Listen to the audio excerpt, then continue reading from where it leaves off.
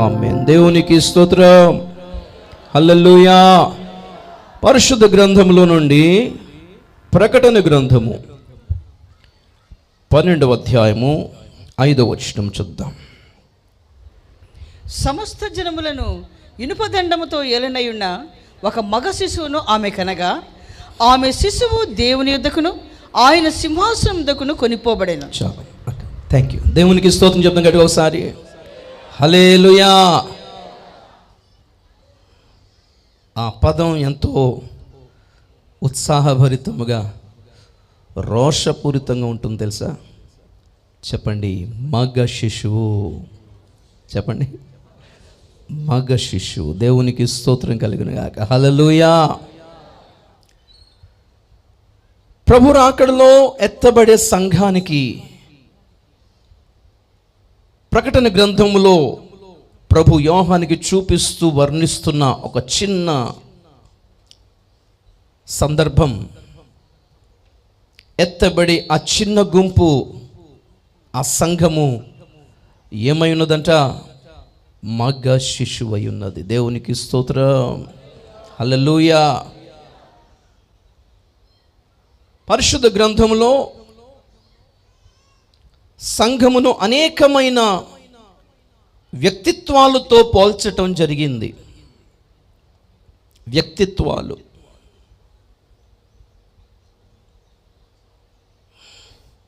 సంఘమును ముందుగా ఒక కన్యకతో పోల్చడం జరిగింది. నంబర్ 1 కన్యక.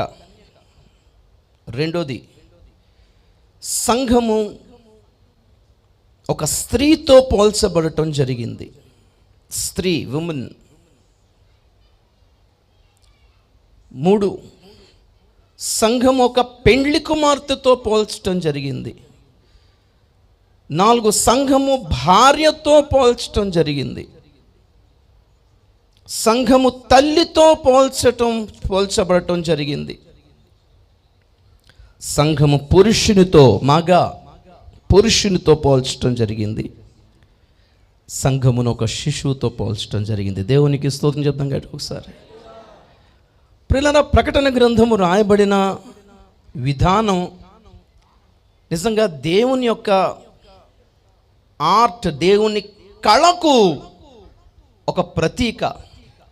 ఒక మర్మాన్ని ఒక కవిత్వంగా చెప్పగలడు అని అర్థం. ఒక మిస్టరీని ఒక పోయిటికల్ ఫామ్లో చెప్పగలడం దేవునికే సాధ్యం. అది ప్రకటన గ్రంథాన్ని మర్మయుక్తముగా కొన్ని పోలికలతో పోల్చకుండా డైరెక్ట్గా రాస్తే గనక మనకి ప్రకటన గ్రంథం 22 అధ్యాయాలు కాదు, ఒక 200 అధ్యాయాలు అయిపోయేది. తద్వారా బైబిల్ మనకి 66 పుస్తకాలు కాదు, చాలా పెద్ద పుస్తకం అయిపోయేది. ప్రకటన గ్రంథం పార్ట్ 1, పార్ట్ 2, పార్ట్ 3 అలాగా. మొదటి గ్రంథం, రెండో గ్రంథం, మూడో గ్రంథం అని చదువుకోవాల్సి వచ్చేది. చాలా పెద్ద విషయాన్ని, చాలా గొప్ప విషయాన్ని, అనేకమైన విషయాన్ని కుదించి షార్ట్ ఫామ్లో చెప్పగలిగే స్థాయి ఆ జ్ఞానం దేవునిది. దేవునికి స్తోత్రం చెప్పండి ఒకసారి. నానో టెక్నాలజీ అంటే ఏంటో తెలుసా? ఇది మొబైల్ అంతా నానో టెక్నాలజీ అంటారు. అంటే మొబైల్ అంతా ఏంటి? ఒక ఫోను, ఒక ల్యాండ్లైన్ ఫోను, ఒక కంప్యూటరు, ఒక రేడియో, ఒక టేప్ రికార్డరు, ఒక వీడియో కెమెరా, ఒక ఫోటో కెమెరా, ఒక టీవీ, ఒక వీడియో VCR, వీడియో ప్లేయరు, ఇంకేమనుకుంటారు? ఒక గడియారం, ఒక క్లాకు, ఒక ఆల్బము, అన్నీ కలిపితే ఒక్క మొబైల్ ఫోన్ అయింది. దేవునికి స్తోత్రం చెప్తాం గడి ఒకసారి. చాలా ఎక్కువగా ఉన్న విషయాన్ని, వస్తువుని కుదించి చిన్నగా చూపించడాన్ని నానో టెక్నాలజీ అంటారు. ఒకప్పుడు కంప్యూటర్ హార్డ్ డిస్క్లు చాలా పెద్దవిగా ఉండేవి. ఒక 100 MBలు, ఒక 200 MBలు, లేకపోతే 1000, 1 GB డేటా స్టోర్ చేసుకునే హార్డ్ డిస్క్ చాలా పెద్దదిగా ఉండేది. ఇప్పుడు 1 GB కాదు, 1 TB వరకు, అంటే 1000 జీబీల వరకు కూడా స్టోర్ చేసుకోగలిగే వస్తువుని చిప్ అంటారు, మైక్రో SD కార్డ్ అంటారు, చిన్న చిప్. హల్లెలూయా. మనిషికి ఇంత తెలివి ఉంటే మరి ఈ తెలివిని మనిషికి ఇచ్చిన దేవునికి ఇంకెంత తెలివి ఉండాలి. దేవునికి స్తోత్రం చెప్దాం గట్టిగా ఒకసారి, గట్టిగా హల్లెలూయా. భూమి మీద ప్రభు సంఘము చాలా పెద్దది, చాలా విశాలమైన గుంపు. బ్రతికి ఉన్న క్రైస్తవులే 240 కోట్ల మంది క్రైస్తవులు అయితే చనిపోయిన క్రైస్తవులు ఎంతమంది? ఇంచుమించు 2000 సంవత్సరాలుగా చనిపోయిన క్రైస్తవుల గుంపు కొన్ని వేల కోట్లే ఉంటుంది కదా. ఇన్ని వేల కోట్ల మంది చనిపోయిన మృతులైన క్రైస్తవులలో అండ్ బ్రతికి ఉన్న 240 మంది కోట్ల క్రైస్తవులలో ఒక చిన్న గుంపు మాత్రమే ప్రభు రాకడలో ఎత్తబడుతుంది అనే సందర్భాన్ని చెప్పడం కంటే ఒక పిక్చర్లో చూపించడం మంచిది అనుకున్నాడు దేవుడు. చెప్తే వర్ణన ఉంటుంది, చాలా పెద్ద స్టోరీ రాయాలి. చూపించాలంటే ఎలా చూపించాలి? ఒక బొమ్మలో చూపించాలి. అదే ప్రభు యోహానికి చూపించాడు.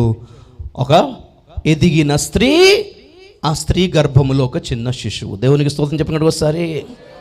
విశాలమైన క్రైస్తవ సమాజం అంతా స్త్రీ అయితే అందులో ఎత్తబడే గుంపే శిశువు, ఆమె గర్భము లోపల ఉంది. వావ్!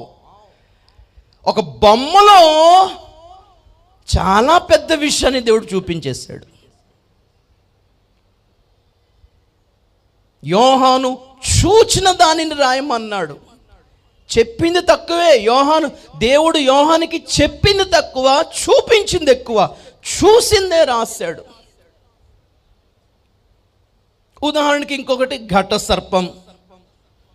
సైతాన్ ఏంటో, వాడి బుర్ర ఏంటో, వాడి మైండ్ ఏంటో మీరు ఒక బుర్రతో ఆలోచిస్తారు, నేను ఒక బుర్రతో ఆలోచిస్తాను. వాడు 7 బుర్రలతో ఆలోచిస్తాడని అర్థం. దేవుని స్తోత్రం చెప్పండి ఒకసారి. అందుకే ఘట సర్పాన్ని ఎన్ని తలలతో చూపించాడు? 7 తలలతో చూపించాడు. అంటే మీకున్న జ్ఞానానికి, నాకున్న జ్ఞానానికి వాడి జ్ఞానం ఎంత? 7 అంతలు అని అర్థం.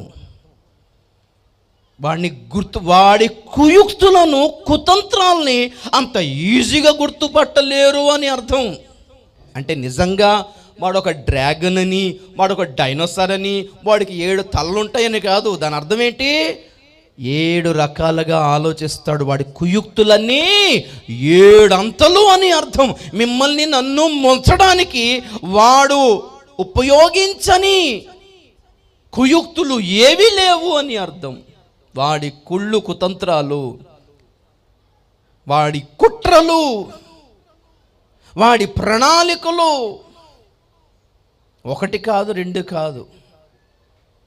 మనం ఊహించిన దానికంటే, మనం అంచనా వేయగలిగిన దానికంటే 7 అంతలు ఎక్కువ అని.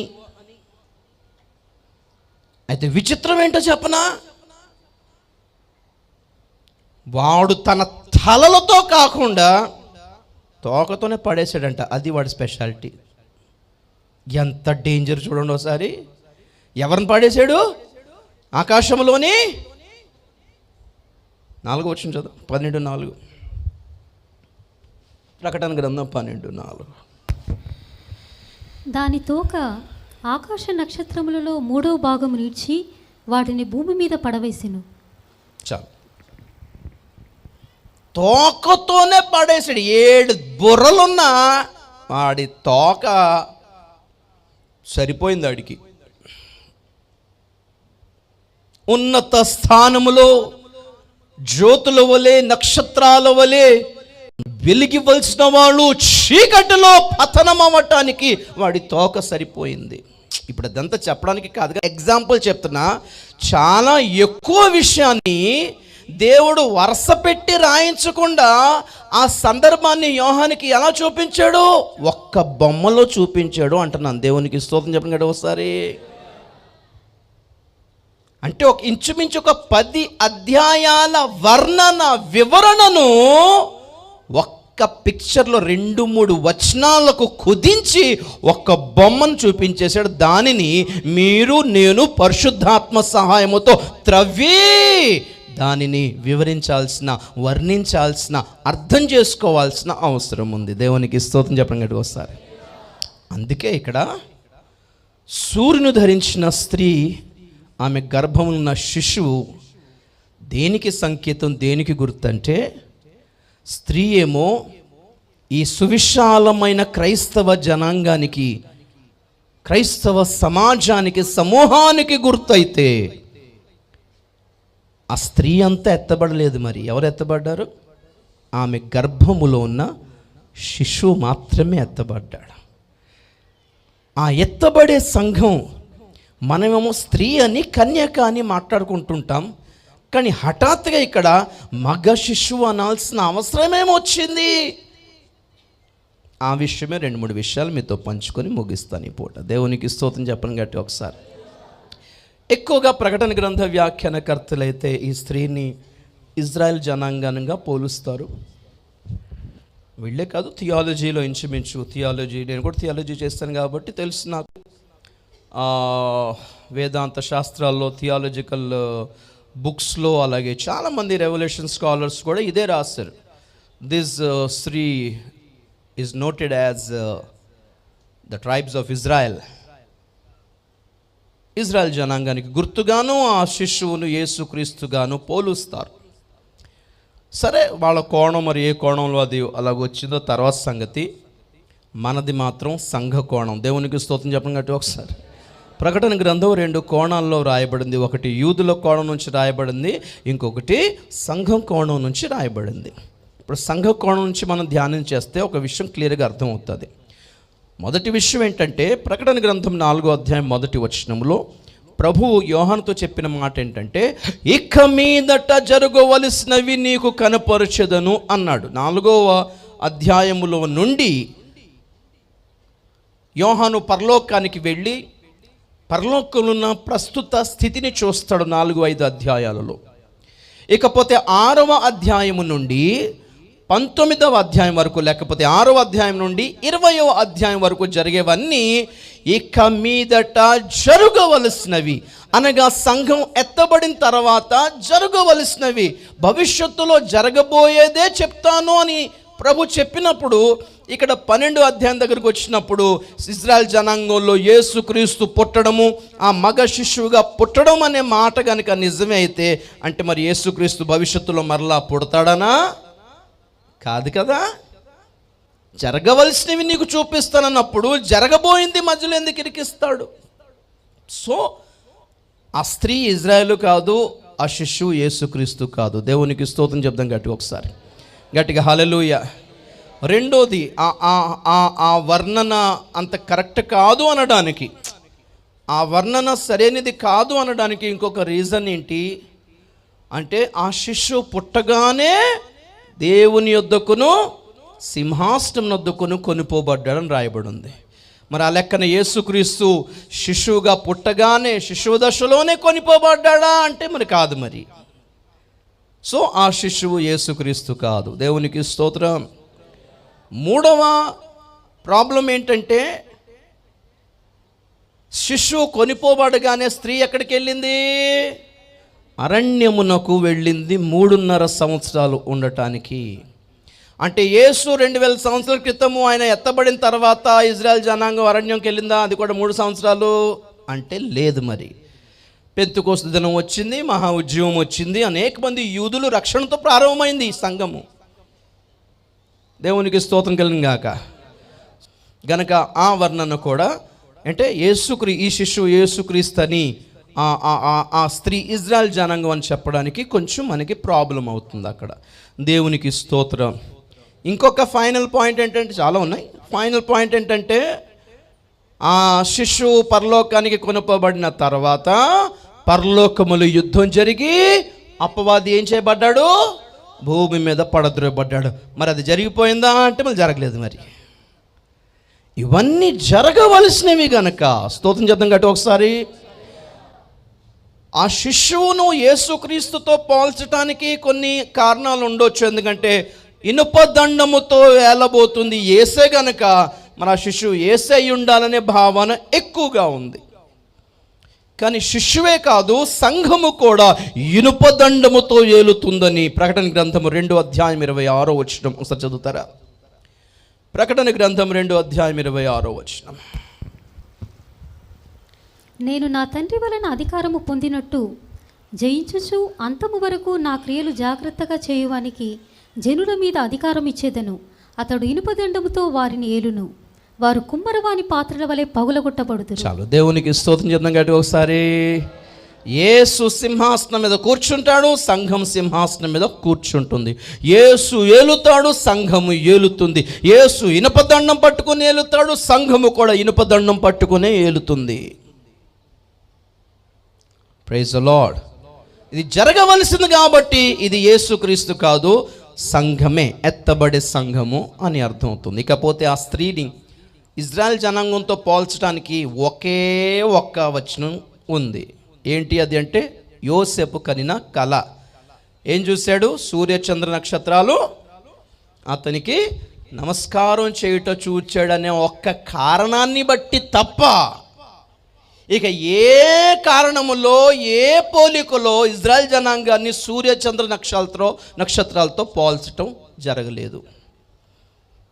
అదే ఆ వర్ణనంతా సంఘంతో పోల్చడానికి 1,00,000 ఉదాహరణలు, వచనాలు బైబిల్లో ఉన్నాయి. దేవునికి స్తోత్రం చేద్దాం గట్టి ఒకసారి. సో గమనించండి, ఎందుకు ఈ స్త్రీ, సూర్యుని ధరించిన స్త్రీ, ఆమె గర్భంలో ఉన్న శిశువు యొక్క ఆ దృశ్యము యోహానికి ఎందుకు చూపించాడంటే, విశాలమైన సంఘం, క్రైస్తవ జనాంగంలో నుండి ఎత్తబడే జనాంగము చాలా చిన్నది అని చెప్పటానికి ఒక బొమ్మలో చూపించాడు. Praise the Lord. విచిత్రమైన విషయం ఒకటి గమనించండి.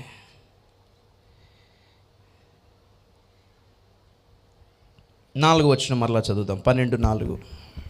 దాని తోక ఆకాశ నక్షత్రములలో 3వ భాగం నిలిచి వాటిని భూమి మీద పడవేసెను. కననయున్న ఆ స్త్రీ కనగానే ఆమె శిశువును మృంగివేయవలనని ఆ ఘట సర్పము స్త్రీ ఎదుట నిల్చుండెను. చాలు. కననయున్న ఆ స్త్రీ కనగానే,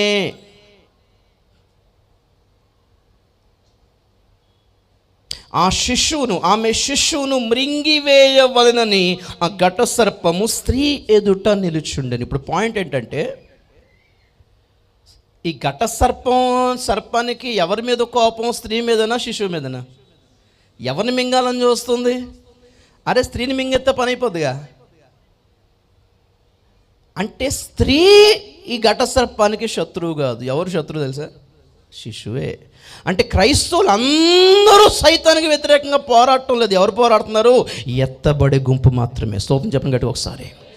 వాడిని, వాడి కుతంత్రాల్ని, వాడి ఎత్తుగడలను ఎదిరించేది ఎత్తబడే గుంపు మాత్రమే. మిగిలిన జనాంగం అంతా చాలా సపోర్టివ్గా ఉన్నారండి సైతానికి, వాడి ప్రణాళికలకి. ఆశ్చర్యం అంటే ఇదే.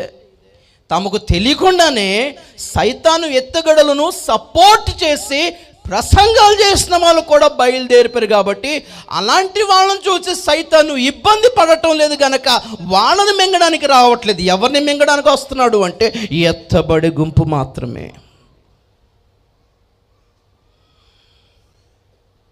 మీరు కానీ నేను కానీ మన భక్తి సైతానికి ఇబ్బంది కలగ చేయటం లేదంటే అసలు మనం ఎత్తబడి గుంపులో లేవమని అర్థం.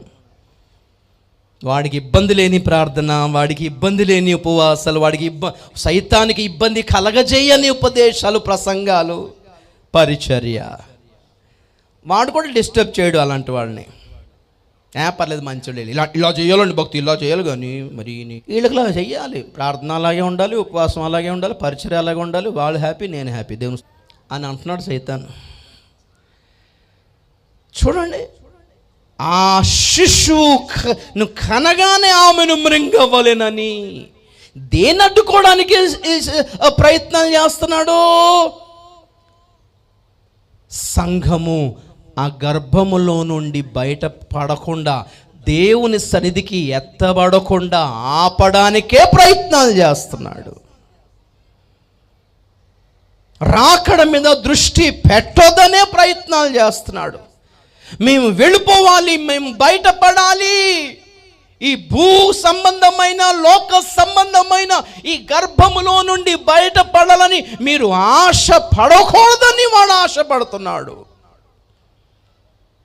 ఆ గర్భాన్ని అడ్డుకుంటున్నాడు. యేసయ్య యొక్క పునరుద్ధానాన్ని కూడా, మృతులలో నుండి లేచిన పునరుద్ధానాన్ని కూడా బైబిల్లో ప్రసవించే స్త్రీ ప్రసవించే ప్రసవ వేదనతోనే పోల్చాడు, శిశువు యొక్క జన్మతోనే పోల్చాడు. దేవునికి స్తోత్రం. ఎంత? యోహాను సువార్త 16వ అధ్యాయము 20 నుండి. మీరు ఏడ్చి ప్రలాపింతురు గాని లోకము సంతోషించును, మీరు దుఃఖింతురు గాని మీ దుఃఖము సంతోషమగునని మీతో నిశ్చయముగా చెప్పుచున్నాను. స్త్రీ ప్రసవించినప్పుడు ఆమె గడియ వచ్చెను గనుక ఆమె వేదన పడును. అయితే శిశువు పుట్టగానే లోకమందు నరుడొకడు పుట్టెనను సంతోషము చేత ఆమె ఆ వేదన మరి జ్ఞాపకము చేసుకొనదు.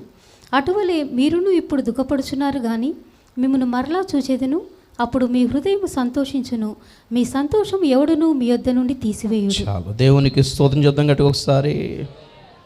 మీరు ఏడ్చి ప్రలాపిస్తారు. ఎందుకు? నేను చనిపోయి సమాధి చేయబడతాను. కానీ అప్పుడు లోకం ఏం చేస్తుంది? లోకము సంతోషపడుతుంది. ఎందుకంటే అమ్మయ్య చంపి పూర్తి చేసామనుకుంటారు.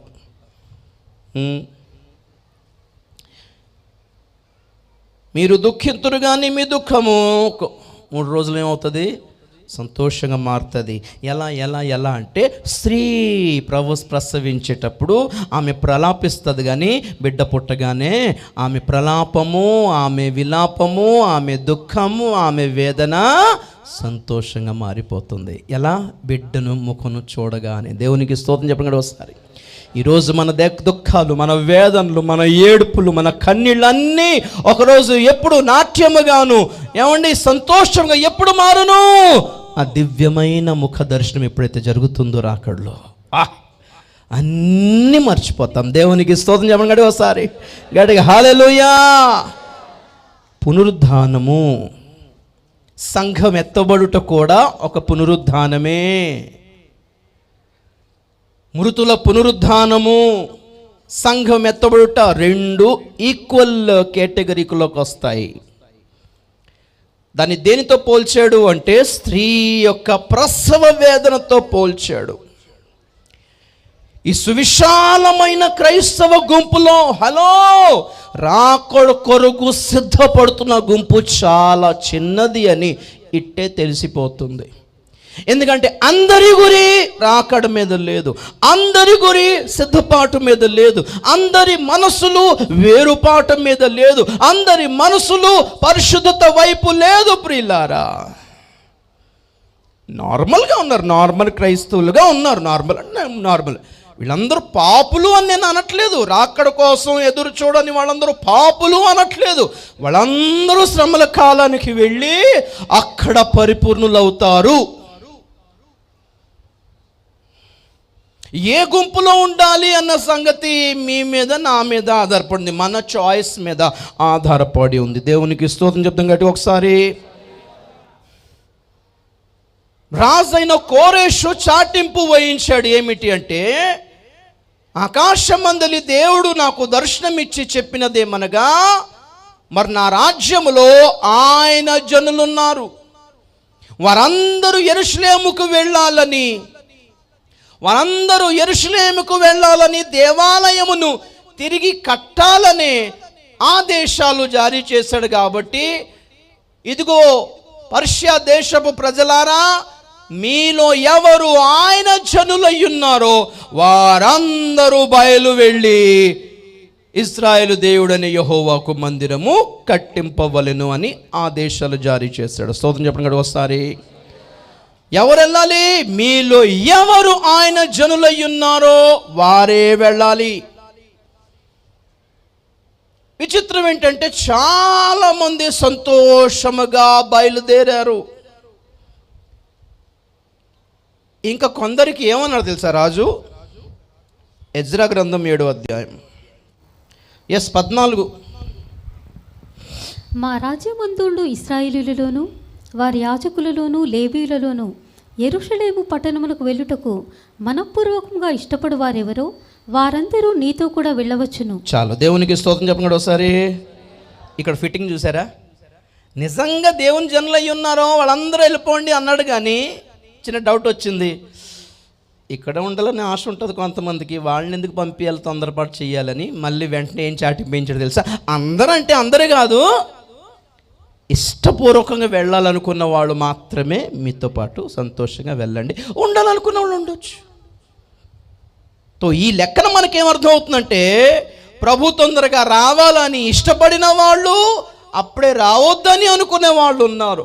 ప్రభు తొందరగా వస్తే వెళ్ళిపోవాలనుకునే వాళ్ళు ఉన్నారు.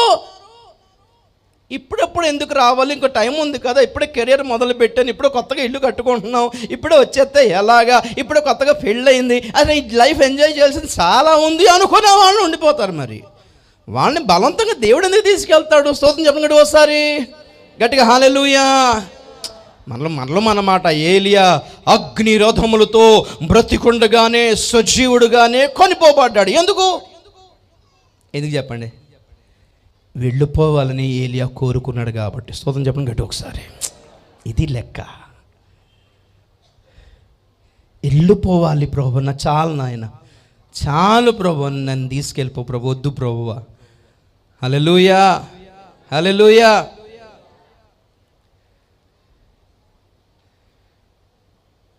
యేసయ్యా నా యేసయ్యా కొనిపోవా ఇది నుని అని పాడుకొని వెళ్ళిపోయారు. అయ్యా ఒక్క మాట అయినా చెప్పారు కాదు, మీరు కూడా ఇదే ప్రార్థన చేయండి అని చెప్పేస్తే బాగుండేది అసలు. హల్లెలూయా, హల్లెలూయా. లేకపోతే చేయాల్సిన సేవ లేకనా చేయాల్సిన ఘనమైన సేవ చాలా మిగిలి ఉండిపోయిందిగా. అయినా తీర్మానం ఏంటి? చాలు ప్రభువా, కొనిపో. ఆయన పొందిన ఆత్మలో, అదే ఆత్మలో పాలు పంపులు మీకు నాకుంటే మనం చేసే ప్రార్థన కూడా అదే అయి ఉంటుంది. స్తోత్రం చెప్తున్నాం గట్టిగా ఒకసారి. హల్లెలూయా. చేయాల్సిన సేవ ఉంది, లేదని కాదు, కానీ ఆశ ఏం పడాలి? పౌలు ఆశ ఏంటి? వెడలిపోవుటకే కోరుచున్నాను. స్తోత్రం చెప్పండి గట్టి ఒకసారి. ఆశ ఇదై ఉండాలి. చిత్తం అయింది, ఉంచుతాడు, తీసుకెళ్తాడు, తర్వాత చిత్తం. కానీ మన ఆశ ఏమై ఉండాలి? వెళ్ళిపోవాలనే ఆశ ఉండాలి. దేవునికి స్తోత్రం కలిగిన గాక. సరే, ఇప్పుడు పాయింట్ ఏంటంటే, ఈ వర్ణనలు ఎందుకు సంఘాన్ని ఇన్ని విషయాలతో పోల్చాడు? మొదటిది కన్యక. 2 కొరింథీ 11వ అధ్యాయము 1వ వచనం చదువుతాం. 2 కొరింథీ 11వ అధ్యాయం 1వ వచనం. కన్యక. కొంచెం అవివేకముగా నేను మాట్లాడినను మీరు సహింపవలనని కోరుచున్నాను. నన్ను గూర్చి మీరు ఎలాగైనా సహించుడి. దేవాసక్తితో మీడల ఆసక్తి కలిగి ఉన్నాను. ఎందుకనగా పవిత్రురాలైన కన్యకనుగా ఒక్కడే పురుషునికి, అనగా క్రీస్తుకు సమర్పింపవలనని మిమ్మల్ని ప్రధానము చేసి తిని గాని. చాలు. దేవునికి స్తోత్రం చెప్పినట్టు ఒకసారి. సరే, సంఘము దేనితో పోల్చబడటం జరిగింది ఇక్కడ? ఒక కన్యక. ఎవరు కన్యక అంటే? ఇంగ్లీష్ చక్కటి వర్డ్, వర్జిన్. కన్యక అంటే ఆడపిల్లే కాదు, కన్యక అంటే పెళ్లి కాని ఆడపిల్లయే కాదు. కన్యక అంటే వర్జిన్, శీలాన్ని పోగొట్టుకోని కన్య.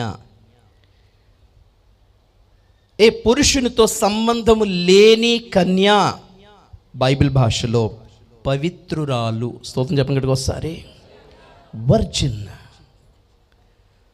మరి ప్రకటన గ్రంథంలో ఒక సంఘం ఉంది, దాని పేరేంటో తెలుసా? పెర్గము. చెప్పండి ఎవరు? పెర్గం అంటే ఏంటో తెలుసా? వివాహిత. ప్రభు మరి ఏ సంఘాన్ని పెళ్లి చేసుకుంటాడు? మీరైనా ఎవరైనా పెళ్లి సంబంధం చూస్తాం అబ్బాయి కంటే ఎవరై ఉండాలి? కన్యక అయి ఉండాలి. పెళ్ళి కాని అమ్మాయి అయి ఉండాలి. యేసయ్య వివాహం కూడా కన్యకతోనే జరగబోతుంది. కన్యక అంటే పవిత్రతను కాపాడుకున్నది. పవిత్రత ఎప్పుడు పోగొట్టుకుంటాము? పెర్గము సంఘం వివాహిత అని ఎందుకు పేరు వచ్చింది? ఆ కాలములో ఉన్న సంఘము రోమా ఆచారాలతో కలిసిపోయింది. హోషే గ్రంథంలో దేవుడు ఎఫ్రాయిం గురించి అన్నట్లు ఎఫ్రాయిము విగ్రహములతో కలిసికొనెను, ఎఫ్రాయిము అన్యజనులతో కలిసికొనెను, ఎఫ్రాయిము మానవ పద్ధతిని బట్టి ప్రవర్తింపగోరెను. ఎఫ్రాయిం యొక్క పాపాలని హోషే గ్రంథంలో రాసి పెడతాడు. ప్రభు రాకడ సమయానికి సంఘం ఉండవలసిన దశ, స్టేటస్ ఏంటంటే సింగిల్ అయి ఉండాలి. దేవుని స్తోత్రం చెప్పండి ఒకసారి. మ్యారీడ్ అయి ఉండకూడదు. ఏమండి, కొందరి ఫేస్బుక్ స్టేటస్ చూసారా? వారి మ్యారిటల్ స్టేటస్ గురించి. సింగిల్ అంటే పెళ్ళి కాలేదు, మ్యారీడ్ అంటే పెళ్ళి అయిపోయింది, ఇన్ రిలేషన్షిప్ అంటే పెళ్ళి అవ్వలేదు కానీ అఫేర్లో ఉన్నాము, కాంప్లికేటెడ్ అని ఉంటుంది. 4 ఉంటుంది తెలుసా మీకు? కాంప్లికేటెడ్ అంటే ఇద్దరం గొడవపడ్డాము. ఇన్ని రకాలుగా ఉంటాయి. అందులో ఇస్తాడనమాట పేరు, age, birthday and marital status. Single అంటే పెళ్లి కాలేదు, మ్యారీడ్ అంటే పెళ్ళింది. ఈ 2 అర్థమవుతుంది. 3వది in relationship, in open relationship అంటారు. అంటే మేము ఇద్దరు ప్రేమించుకున్నాం, నేను ఒకరితో ప్రేమిస్తున్నాను, అందరికీ తెలుసు అని ఓపెన్ రిలేషన్షిప్. ఇంకా కొందరు ఏం రాస్తారంటే కాంప్లికేటెడ్, ఇట్స్ కాంప్లికేటెడ్. 4 ఆప్షన్స్ ఇస్తాడు అక్కడ. ప్రభుకు కావాల్సింది సింగిల్ స్టేటసే. దేవునికి స్తోత్రం చెప్పండి కూడా ఒకసారి. రోమియుల రాజకీయంతో కలిసింది ఆ కాలంలోని సంఘం, పెర్గము కాలంలోని సంఘం. రోమియుల దేవతలతో కలిసిపోయింది ఆ కాలంలోని సంఘం, పెర్గము కాలంలోని సంఘం. రోమియా రాజులతో కలిసిపోయింది పెర్గము కాలంలోని సంఘం. చర్చిలో విగ్రహాలు తీసుకొచ్చి పెట్టుకుంది పెర్గము కాలంలోని సంఘం. విగ్రహాలకు బలిచ్చినవి తిన్నది పెర్గము కాలంలోని సంఘము. విగ్రహాలతో వ్యభిచారము చేసింది, అదే జారత్వం అంటే. అందుకే పెర్గము సంఘము గురించి ప్రభు రాస్తాడు ప్రకటన 2:16లో 2:14లో, విగ్రహములకు బలి ఇచ్చిన వాటిని తిరునట్లును, జారత్వము చేయునట్లును, బిలాము బోధను అనుసరించువారు నీలో కలరు. నీకోలాయితుల క్రియలు నీలో కలరు. నీకోలాయితులు అంటే ఎవరు? బైబిల్లో ఏం రాయబడిందో జనాలకి చెప్పకుండా తాము చెప్పిందే వేదమని ప్రజలు విని అనుసరించి శిరస్సావహించేలాగా తొక్కిన రాజకీయ నాయకులు వాళ్ళే ఆ కాలంలో బిషప్లు అయ్యారు.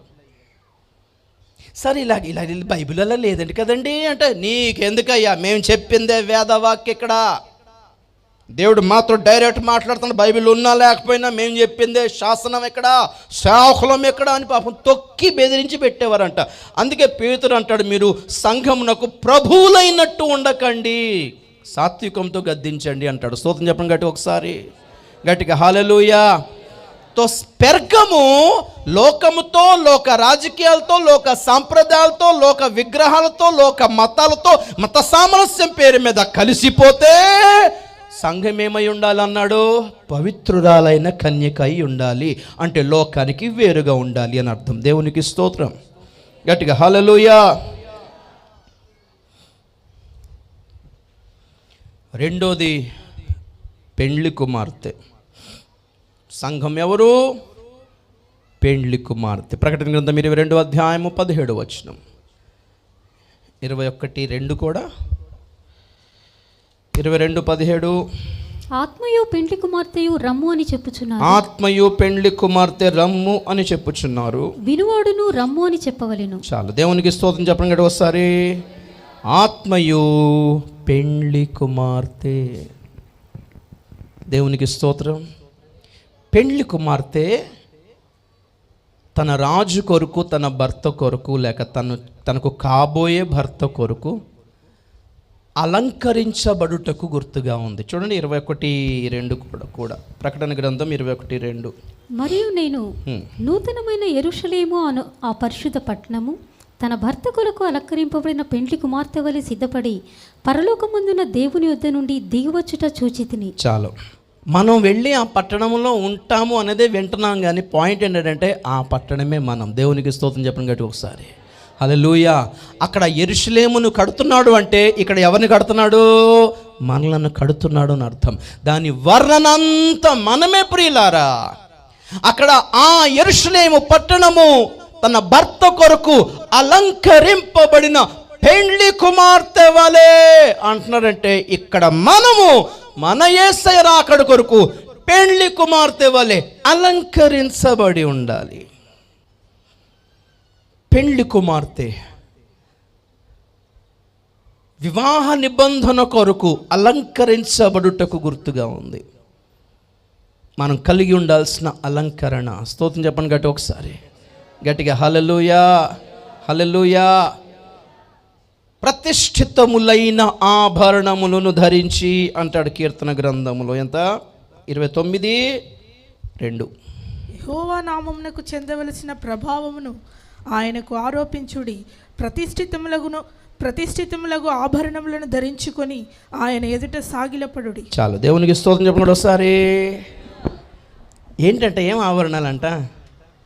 ప్రతిష్ఠితములైన ఆభరణాలు అంటే నా చూడాలి ఒకసారి. అంటే ఏంటి?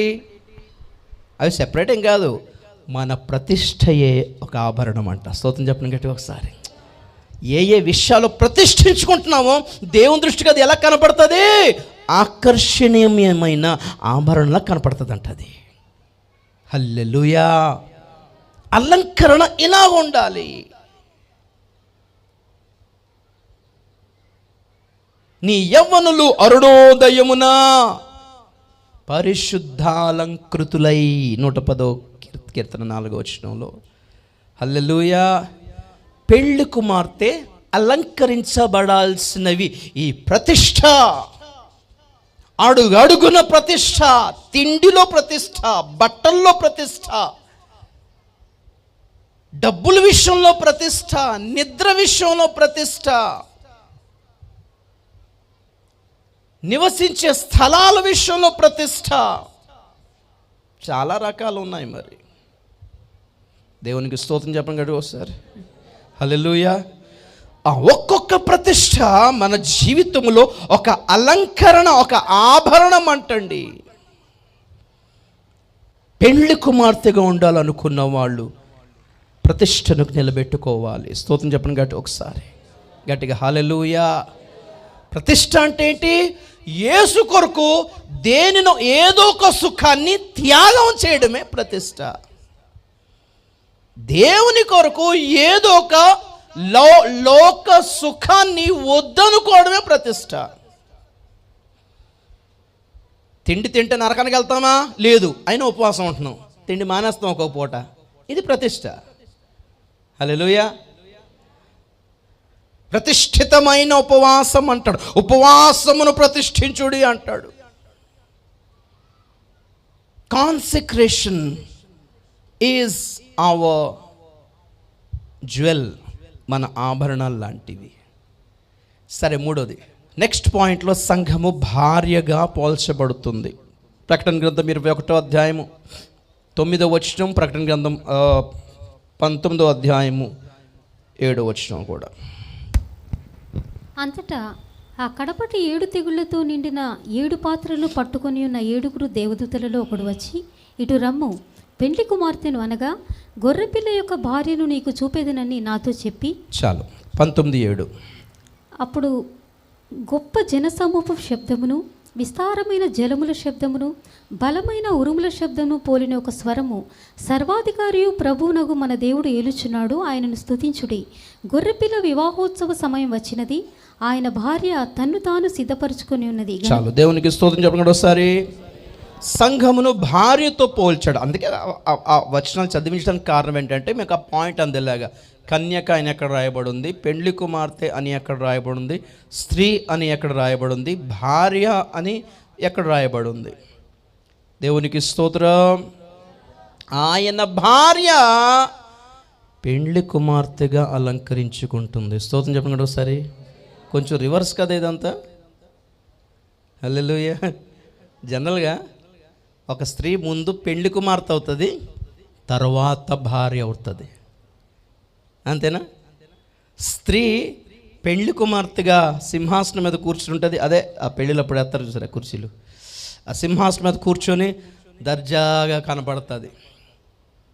ఆ తర్వాత 6 నెలల తర్వాత చూడాలి, బోలు తోమిందే తోమి, ఆ జుట్టేటో పాపం, ఆ పౌడర్ ఏటో దేవుడా పాపం, ఆ బట్టలు కూడా, ఆ చీర కూడా పాపం, ఆ నార్మల్ కాటన్ చీర కట్టుకుని తోమిందే కడిగింది.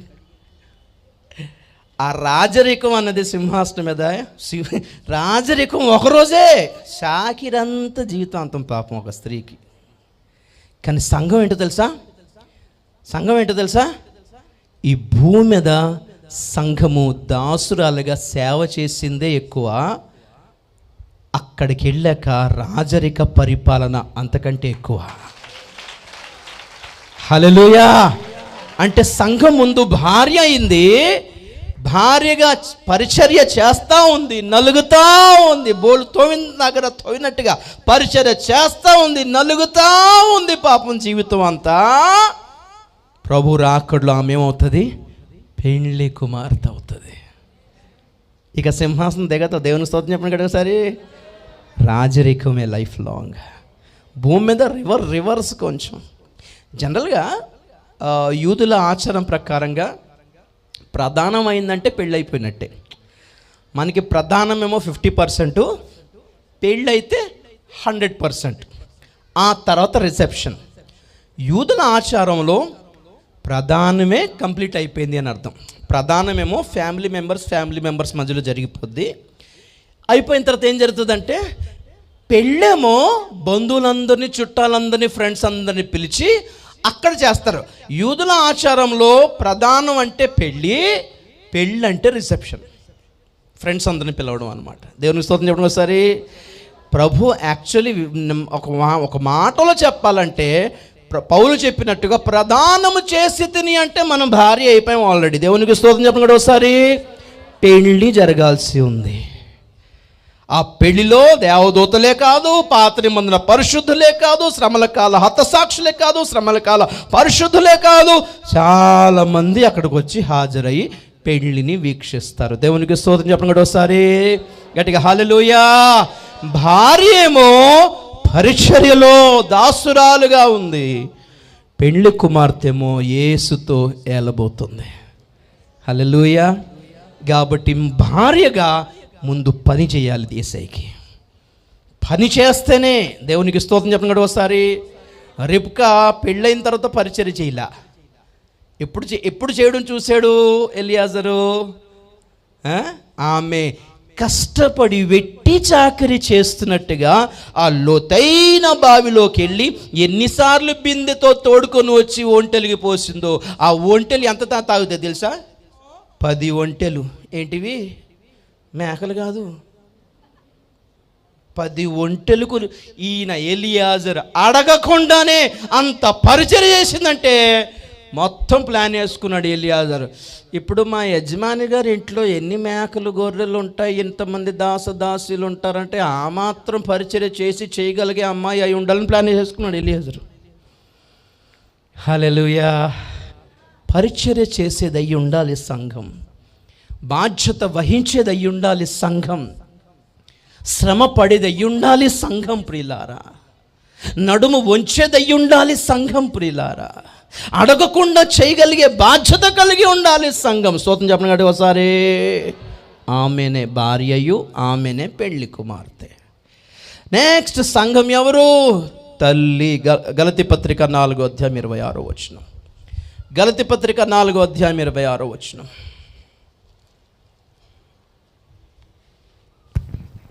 అయితే పైనున్న యెరూషలేము స్వతంత్రముగా ఉన్నది, అది మనకు తల్లి. చాలు. దేవునికి స్తోత్రం చెప్పండి ఒకసారి.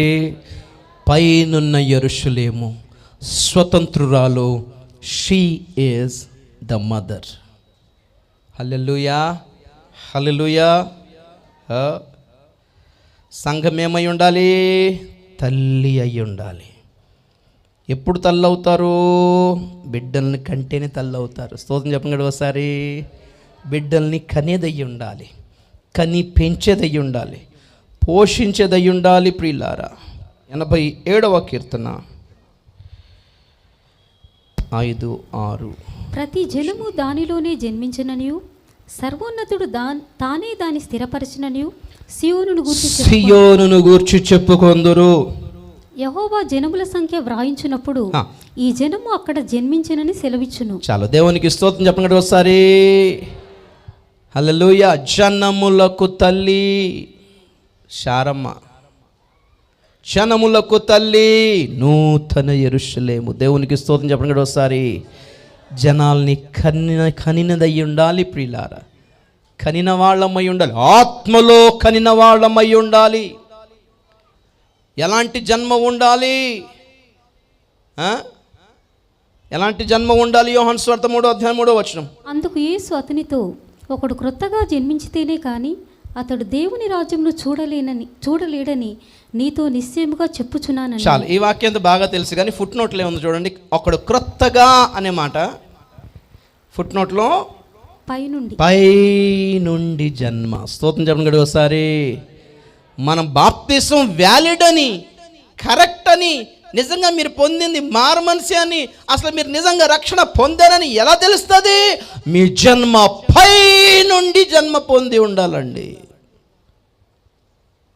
పై నుండి జన్మ పొందితే మీరు క్రీస్తుతో లేపబడిన వారైతే పైనున్న వాటి మీదనే మనసు పెట్టుకొని ఉంటారు. దేవునికి స్తోత్రం చెప్పండి ఒకసారి. మీ మనస్సులు దేని మీద కేంద్రీకరించబడి ఉన్నాయో దాన్ని బట్టి ఏం అర్థం అవుతుందంటే మన జన్మ భూ సంబంధమైందా పర సంబంధమైందా.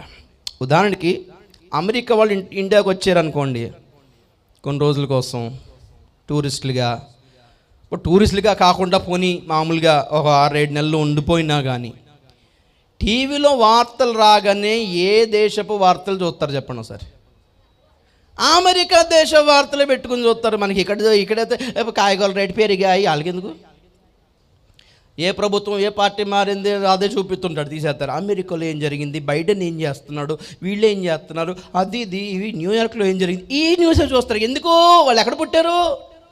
అక్కడి వాళ్ళు కనుక అక్కడేం జరుగుతుందో అక్కడ కార్యక్రమాల మీదనే మనసు ఉంటుంది. స్తోత్రం చెప్పడం గట్టిగా ఒకసారి.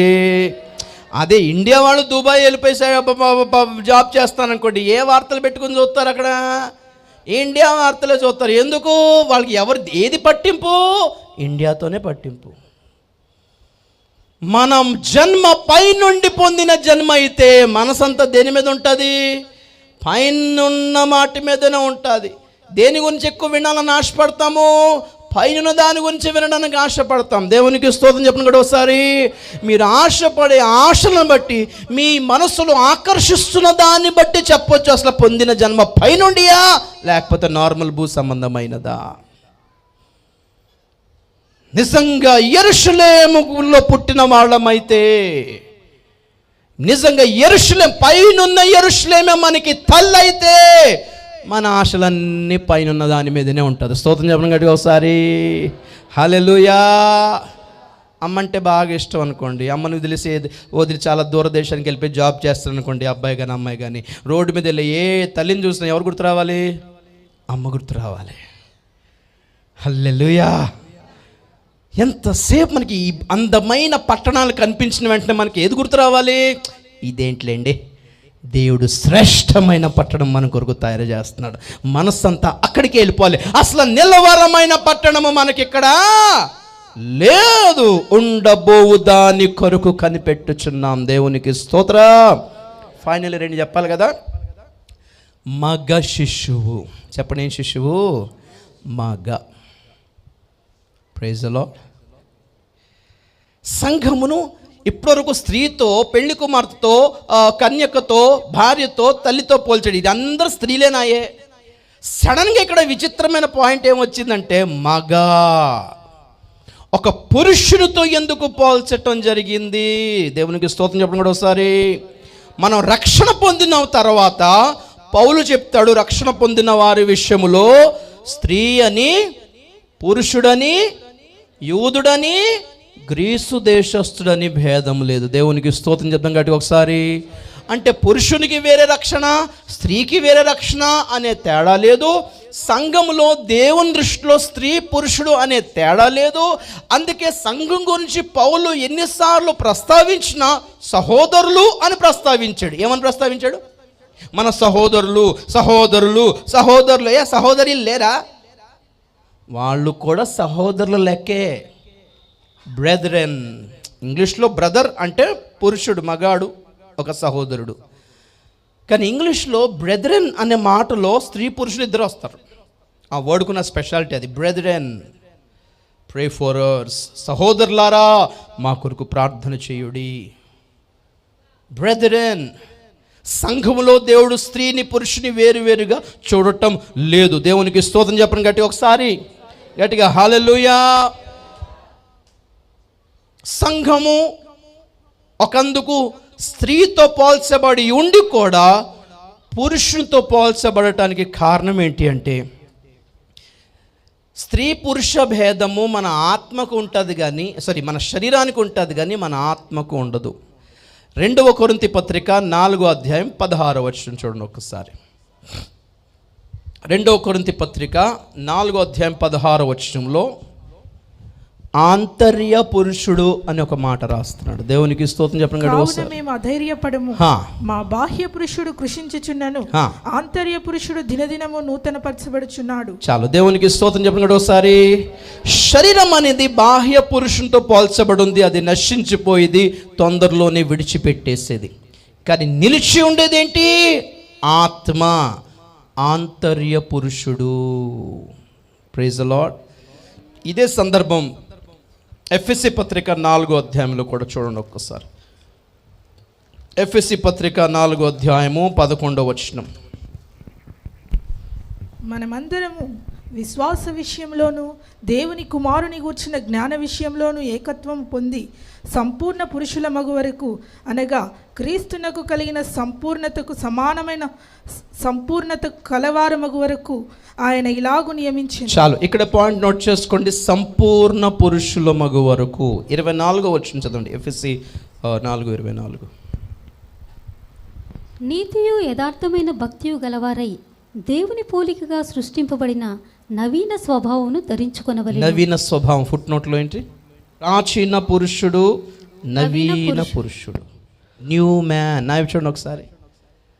సంఘమును మగ అనే పేరుతో పోల్చడానికి కారణం ఏంటి? పురుషుడు అని పోల్చడానికి కారణం ఏంటంటే, స్త్రీ అయ్యుండి కూడా పురుషుని లక్షణాలు కలిగి ఉంది. దేనికి గుర్తు పురుషుడు? రోషానికి గుర్తు, పౌరుషానికి గుర్తు. కొరింథీ పత్రికలో అంటాడు, పౌరుషము గలవారయ్యుండుడి.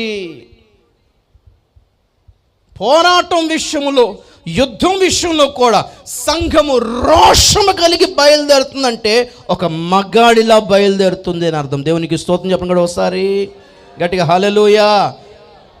న్యాయాధిపతుల గ్రంథంలో దెబోరా కానీ యాయేలు కానీ ఎలా పోరాడారు తెలుసా? ఒక మగవాళ్ళిలా పోరాడారండి. Praise the lord. గట్టిగా హల్లెలూయా. స్త్రీలయ్యుండి మగాళ్ళలా పోరాడగలిగిన వాళ్ళు. పురుషత్వం లేక పౌరుషం అంటారు, మ్యాన్లీహుడ్ అంటారు, మ్యాన్హుడ్, మ్యాన్లీనెస్ అంటారు. ఎలా ఊరికే గాజులు వేసుకుని కూర్చున్నాడు అంటారు చూసారా? ఆడపిల్లగా ఉన్నామేంటి? లేదు, లేగాలంతే. రైజ్, లేచి పోరాడాలి, లేచి స్వాధీనపరుచుకోవాలంతే.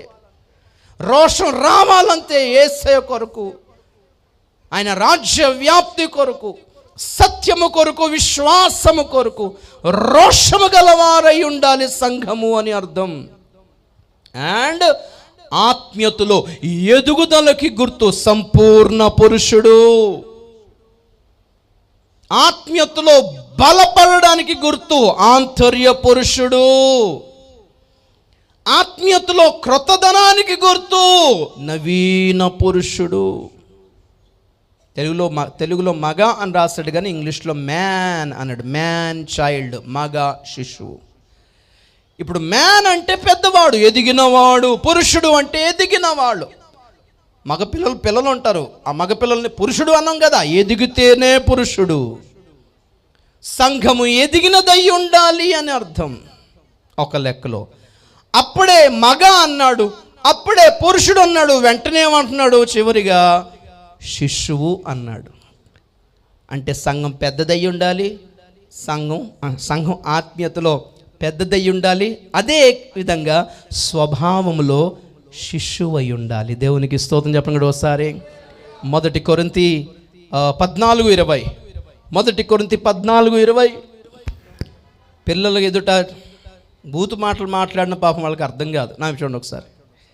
పిల్లలే కాదు, కొంతమంది అమాయకులు పెద్దోళ్ళు కూడా ఉంటారు. ఫ్రెండ్స్ వాళ్ళు ద్వంద్వార్థాలతో డబుల్ మీనింగ్తో మాట్లాడినప్పుడు అందరు నవ్వుకుంటుంటారు. ఈ ఒక్కడు మాత్రం ఏంటన్నా ఎందుకు నవ్వుతున్నారన్నా అంటే ఏక ఎదగలేదురాయుడు అని మాట్లాడతారు. సరే అలాగే ఉండండి. దేవుని స్తోత్రం చెప్పండి ఒకసారి. కొన్ని విషయాల్లో ఎదగొద్దు అసలు. కొన్ని విషయాలు అర్థం కావద్దు మనకి. చాలా మేలు ఫీల్ అయిపోకండి. అరే వాళ్ళు ఏదో మాట్లాడుకున్నారో నాకు అర్థం కాలేదురా, అందరూ అంతా తెలివైన వాళ్ళు, మనకి అర్థం కావట్లేదు ఏంటిది ఎంతో దీని సంగతి ఏంటని కనుక్కోవద్దు మీరు. మీలో ఉన్న ఆ అమాయకత్వం చాలా శ్రేష్టమైంది తెలుసా. దేవునికి స్తోత్రం చెప్తాం ఒకసారి. అన్నీ అర్థం కాకపోయినా పర్లేదు, అదే అంటాడు దుష్టత్వం విషయంలో శిశువులుగా ఉండండి. బుద్ధి విషయంలో ఎలా ఉండాలి? పెద్దవాళ్ళగా ఉండాలి, సంపూర్ణ పురుషులై ఉండాలి. మేలు కీడు మీ ఎదుట ఉన్నప్పుడు ఏది మేలో ఏది కీడో ఆలోచించగలిగేలాగా పెద్దవాళ్ళగా ఆలోచించండి. ఏది ఎన్నుకోవాలో, ఏది విడిచిపెట్టాలో, దేన్ని ప్రేమించాలో, దేనిని తృణీకరించాలో, దేనిని కోరుకోవాలో, దేనిని వద్దనుకోవాలో, వెలుగుకి చీకటికి, ప్రతిష్ఠితమైన దానికి లౌకికమైన దానికి తేడా గుర్తుపట్టేలాగా పురుషులై పెద్దవాళ్ళై ఉండండి. పాపము, అక్రమము, దరిద్రము, అశ్లీలత, కాముకత్వం అనే విషయంలో పిల్లల్లాగా ఉండాలి. మాకు సంబంధం లేదు, మాకు తెలియదు, అదేంటో మాకు తెలియదు అన్నట్టు ఉండాలి అంతే. దేవునికి స్తోత్రం చెప్పండి ఒకసారి. మీరు మార్పు నొంది బిడ్డల వంటి వారైతేనే కానీ పరలోక రాజ్యములో ప్రవేశింపలేరు. మత్తయి 18:2. హల్లెలూయా. అది కూడా చదివేద్దాం, అయిపోయింది. ఆ కాలమున శిష్యులు యేసునొద్దకు వచ్చి పరలోక రాజ్యంలో ఎవడు గొప్పవాడని అడుగగా ఆయన ఒక చిన్న బిడ్డను తన యొద్దకు పిలిచి వారి మధ్యను నిలువబెట్టి ఇట్లనెను, మీరు మార్పు నుండి బిడ్డల వంటి వారైతేనే గాని పరలోక రాజ్యంలో ప్రవేశింపరని మీతో నిశ్చయముగా చెప్పుచున్నాను. చాలు. బిడ్డల వంటి మార్పు దేనికి గుర్తు? బిడ్డలు, చిన్నపిల్లలు, వాళ్ళని కొట్టిన తిట్టినా మన దగ్గరికి వస్తారు. దేవునికి స్తోత్రం చెప్పండి ఒకసారి. తెలుసా, పిల్లలు ఇద్దరు ఆడుకుని కొట్టుకున్నారు అనుకోండి, బయట వాళ్ళు కొట్టేసుకుంటారు, ఏడుతారు. అరగంట ఆగాక చూడాలి, వాళ్ళిద్దరు తల్లులు వస్తారు బయటికి, జుట్టు పీక్కుంటారు. ఇక జుట్టు పీక్కొని నువ్వే అంటే అని అంటుంటే ఈ ఇద్దరు పిల్లలు చేతుల మీద చేరేసుకుని చూస్తాడు. ఏంటి మన మిల్లు కొట్టేసుకుంటున్నారు ఏంటి అనుకుంటా. అసలు కొట్టుకుందే వీళ్ళ గురించి. వీళ్ళు కలిసిపోయారు కానీ వాళ్ళు మాత్రం ఆ రోజంతా సౌండ్లు వినపడతాయి ఇళ్లల్లో నుండి. ప్రసంగాలు అరగంటకి రోజంతా. ఇది పెద్దవాళ్ళ లక్షణం. అయితే పిల్లల లక్షణం ఏంటి? అప్పుడే కొట్టుకుంటారు, అప్పుడే తిట్టుకుంటారు, అప్పుడే కలుసుకుని రే బ్యాట్ ఆడదాం వస్తావా అంటే ఓరే ఇప్పుడే కదా కొట్టుకున్నారు కదరా. నిజం. వాడు బ్యాట్ బాల్ వాళ్ళు డాడీ కొని ఇచ్చాడు అనుకోండి, ఆడు ఒక్కడే ఆడుకుంటాడేంటి, ఆడు వెళ్ళిపోయి ఒరే వస్తావరా వస్తావా. పిల్లల మనసు చూడండి. కోపాలు మనసులో ఉంచుకోరు. హల్లెలూయా. ద్వేషం పెంచుకోరు, పగ కక్షలు పెంచుకోరు, అసూయలు పడరు, అండ్ పగ ఒకళ్ళ మీద పగ పెట్టుకోరు. లోపల కొట్టి చూడండి పిల్లల్ని, మరలా మీ దగ్గరికి వస్తారు. నా చాక్లెట్ అంటే కొంచెం వాళ్ళు అలుగుతారు, మరలా వెంటనే ఒప్పుకుంటారు. సంవత్సరాలు అలక్కండి. దేవునికి స్తోత్రం చెప్పండి ఒకసారి. అర్థమైందా? సేవకుల మీద అలక్కండి, సంఘం మీద అలక్కండి, దేవుడి మీద అలక్కండి. కోపం వస్తే అప్పుడు బాధపడతాం, కానీ వెంటనే ఏమవ్వాలి? పర్లేదు సరే అవుతుంటలేను, వెంటనే చదువు. ఇది చిన్నపిల్లల లక్షణం. పిల్లలు దీనత్వానికి గుర్తు, పిల్లలు నిర్మలత్వానికి గుర్తు, పిల్లలు అమాయకత్వానికి గుర్తు. పిల్లలకి లౌక్యం తెలియదు, లోకం తెలియదు, పిల్లలకి పాపం తెలియదు, పాపపు ఆలోచనలు వాటికి రావు, ద్వంద్వార్థాలు వాటికి అర్థం కావు, దేనికి ఆకర్షించబడరు, ఏ దరిద్రం వీడియోలకి ఆకర్షించబడరు, ఏ దరిద్రం వాల్ పోస్టర్లకి వాళ్ళు అట్రాక్ట్ అవ్వరు. అలాంటి మనసు కలిగి ఉండాలి, శిశువై ఉండాలి సంఘం. దేవునికి స్తోత్రం. ఎన్నైనా మొత్తం లెక్క పెట్టారు లేదా? సంఘము ఒక కన్యక. నంబర్ 1, సంఘము ఒక స్త్రీ, పెండ్లి కుమార్తె నంబర్ 2, సంఘం ఒక స్త్రీ నంబర్ 3, సంఘం ఒక భార్య నంబర్ 4, సంఘం ఒక తల్లి నంబర్ 5, సంఘం ఒక పురుషుడు నంబర్ 6, సంఘం ఒక శిశువు నంబర్ 7. ఇన్ని విధాలుగా ఎందుకు చెప్పాడు బైబిల్లో? ఆ లక్షణాలు మనం కలిగి ఉండాలని. దేవునికి స్తోత్రం. కళ్ళు మూసుకుందాం, ప్రార్థన చేద్దాం. క్రీస్తు యొక్క పెండ్లి కుమార్తెగా సిద్ధపడుతున్నారా బ్రదర్ సిస్టర్? క్రీస్తు యొక్క వివాహం చేసుకొని పోయే కన్యకగా సిద్ధపడుతున్నామా? చూద్దాం ఒక్కసారి. కన్యక పవిత్రతకు గుర్తు. పెండ్లి కుమార్తె అలంకరణకి గుర్తుగా ఉంది. Thank you lord. భార్య బాధ్యతకు గుర్తుగా ఉంది, పరిచర్యకు గుర్తుగా ఉంది. దాసురాలు వలె సేవ చేస్తుంది. ఇంట్లో భార్యే పాపం ఇళ్ళన్నీ తుడిచి పెడుతుంది, ఇళ్ళంతా కడిగి పెడుతుంది, బోళ్ళన్నీ తోమి పెడుతుంది. అలాగని ఆమె పని మనిషి కాదు కదా, భార్యయే. కాకపోతే ఆమె బాధ్యత, తన ఇల్లు తానే సర్దుకుంటుంది. ఆ విషయంలో ఆమెను చిన్న చూపు చూడకూడదు కదా. భార్యగా ఈరోజు సంఘం మనం పరిచర్య చేస్తున్నాం, వెట్టి చాకరీ చేస్తున్నట్టుగా ఉన్నాం, రోజు నలిగిపోతున్నాం. భార్య ఇంట్లో పని చేసుకుంటే పాపం ఎప్పుడు అర్థం చూసుకుంటుందో కూడా తెలియదు, తన హెయిర్ ఎలాగుందో దూకున్నానో లేదో కూడా తెలియదు, పనిలో అంత బిజీగా ఉంటుంది. భార్య లక్షణాలు అవి. ఇంట్లో అలంకరణ జోలికి పోదు, పనే చేస్తూ ఉంటుంది. ఇంట్లో వాళ్ళందరూ తృప్తిగా ఉన్నారో లేదా చూస్తుంటుంది. గుణవతి అయిన భార్య గురించి రాస్తాడు చూసారా? అందులో ఎక్కువ శాతం ఏమి రాస్తాడో తెలుసా? ఆమె తన ఇంటి వారి విషయమై ఆలోచిస్తుంది, పని చేస్తుంది. తన ఇంటి వారికి చలి తగులకుండా చూస్తుంది, తన ఇంటి వారికి ఆహారం సిద్ధపరుస్తుంది. తన ఇంటి వారికి చలి తగలకుండా, తన ఇంటి వారికి ఇబ్బంది రాకుండా, తన ఇంటి వారికి అది కలగకుండా ఇది కలగకుండా. వావ్, భార్య. Praise the Lord. సంఘం ఒక తల్లి ఆత్మలను కని ఉండాలి, ఆత్మలో కని ఉండాలి, ఆత్మీయతను కని ఉండాలి. ప్రియులారా, సంఘముగా మనము మన పిల్లల్ని ప్రవక్తలుగా తయారు చేయాలి. హన్నాల వలె ప్రవక్తల్ని కని ఉండాలి. ప్రియులారా, దేవుడు మీకు ఇచ్చిన పిల్లల్ని దేవునికి అప్పగించి సమూయేలు వలె, యిర్మీయాల వలె, యెహెజ్కేలు వలె, దానియేలు వలె తయారు చేయండి అమ్మా. దేవుని రాకడ ఆలస్యమైతే భవిష్యత్తు తరాలకి ప్రవక్తలు ఎవరు? భవిష్యత్తు తరాలకి అపోస్తలులు ఎవరు? మీది నాది బాధ్యత కాదా? ప్రభు రాకడ ఆలస్యమైతే ఈ అపోస్తలుల ఉపదేశము అపోస్తలుల భుజాల మీదనే పెట్టాలి. ప్రియులారా, ఈ నిబంధన మందసము ప్రతిష్ఠితులైన యాజకుల భుజాల మీదనే పెట్టాలి. ప్రియులారా, ఏరి మరి ఆ యాజకులు మీది కాదా బాధ్యత? అటువంటి యాజకులను భవిష్యత్తు కొరకు సమర్పించరా? తల్లిగా ఆలోచించి చూడొక్కసారి. ఒక పురుషుడిలాగా రోషము కలిగి పోరాడు. మాకేం తెలుసండి, మేము ఆడపిల్లమండి, మాకు తెలియదండి అని ఇలా ఉండొద్దు బ్రదర్ సిస్టర్. రోషం లేదా? దేవుని నామం అవమానపరచబడుతుంటే, బయట దేవుని గురించి నానా రకాలుగా మాట్లాడుతుంటే మనకెందుకులేండి అనుకోవద్దు. రోషము కలిగి నిలబడాలి, సత్యమేంటో ప్రకటించాలి, పోరాడాలి. ప్రియులారా, దెబోరా లెమ్ము స్త్రీ అయ్యుండి మగాడిలా పోరాడింది. యాయేలు సిసెరా తలలో మేకును తెగొట్టేసింది సుత్తితో, మగాడిలా పోరాడింది. ప్రియులారా, రోషం రావాలి ప్రభు కొరకై, సత్యము కొరకై, ఉపదేశమును కాపాడుటలో పోరాడమంటున్నాడు. సువార్తను ప్రకటించే స్త్రీల సైన్యము బహు గొప్పదిగా ఉంది అని కీర్తనకారుడు చెప్తాడు. స్త్రీలు కూడా సైన్యమేనంట. మగవాళ్ళకి తక్కువ కాకుండా పోరాడగలరు. స్త్రీలయ్యుండి స్వార్థికులై ఉన్నారు, స్త్రీలయ్యుండి ప్రవక్తలై ఉన్నారు, స్త్రీలై ఉండి ఉపదేశకులై ఉన్నారు, ఘనమైన పరిచర్య చేస్తున్నారు, ఘనమైన ప్రార్థనా పరులు ఉన్నారు.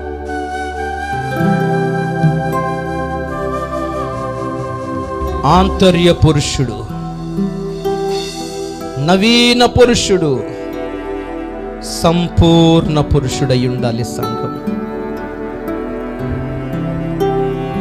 దుష్టత్వం విషయములో చిన్న పిల్లల్లాగా అమాయకంగా ఉండాలి. ఏమోనని మాకు తెలియదండి అని సైడ్ అయిపోవాలంటే డబుల్ మీనింగ్ మాట్లాడుతున్నప్పుడు, దరిద్రమైన జోకులు వేసుకుంటున్నప్పుడు, జనులు కాముకత్వంతో నిండిపోతున్నప్పుడు మాకు తెలియదండి, మాకు తెలియదండి, మాకు అర్థం కాలేదండి. నేను వెళ్ళిపోవాలి, సైడ్ అయిపోవాలి. చిన్న పిల్లల లక్షణాలు అవి. పసి పిల్లల లాంటి నిర్మలమైన మనస్సు ఉండాలి, తగ్గింపు దీనత్వం ఉండాలి, అమాయకత్వం ఉండాలి, లోబడే తత్వం ఉండాలి, ప్రేమించే తత్వం ఉండాలి, అసూయ రాగ ద్వేషాలు కక్షలు పెంచుకోకుండా ప్రేమించే తత్వం కలిగి ఉండాలి. ఇది కదా సంఘం అంటే. గమనించండి, ఎత్తబడేది ఎవరు? మగ్గ శిశువు అంటే చిన్న గుంపు. ఈ సువిశాలమైన క్రైస్తవ సమాజములో చాలా చిన్న గుంపు. ఆ చిన్న గుంపులో నువ్వు నేను ఉందుముగాక. ఇదే మన ప్రార్థన అయి ఉండాలి. ప్రియులారా, ప్రార్థన చేద్దాం. హల్లెలూయా, స్తోత్రము నాయన, స్తోత్రం నాయన. Thank you lord. పవిత్రురాలైన కన్యకగా పరిశుద్ధ మార్గములో నడుచుచు, పవిత్రురాలైన కన్యకగా పరిశుద్ధ మార్గములో